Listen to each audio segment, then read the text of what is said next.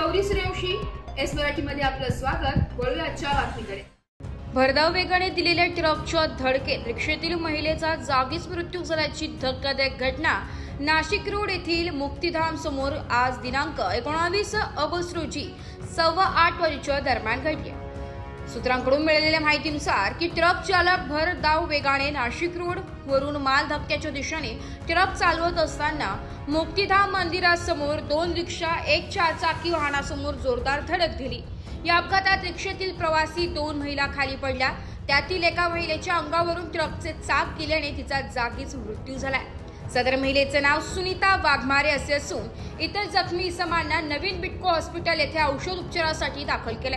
घटनेची माहिती मिळताच नाशिक रोड पोलीस ठाण्याचे अधिकारी व कर्मचारी यांनी घटनास्थळी धाव घेतली आहे। पुढील तपास सुरू आहे। तानाजी लक्ष्मी खोळगे या काय झालं?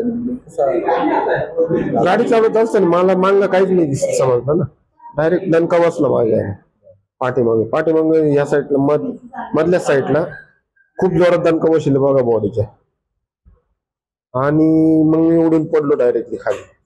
गाडी फिरल्या गेली आडवी त्याच्या पुढे, आणि पुढच्या रिक्षातल्या 2 बाया त्या खाली पडल्या। तर टायर खाली एक बाई होती। रिक्षामध्ये होत्या गाडी? रिक्षात होत्या, रस्ता क्रॉस करत रिक्षात होत्या।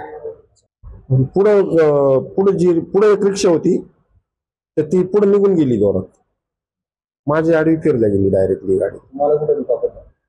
मला खांद्याला मार लागलेला आहे, त्यानंतर डोक्याला लागलेला आहे, पाठीमागे या अपघातामध्ये टोटल पायाला लागलेलं आहे।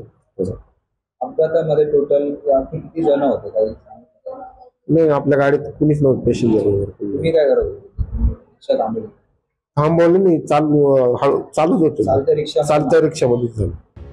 एस मराठी न्यूज साठी नाशिक शहर प्रतिनिधी नाशिक। अशाच नवीन ताज्या घडामोडी जाणून घेण्यासाठी आमच्या एस मराठी न्यूज चॅनलला लाईक करा, शेअर करा, सबस्क्राईब करा आणि बेल आयकॉनला क्लिक करायला विसरू नका।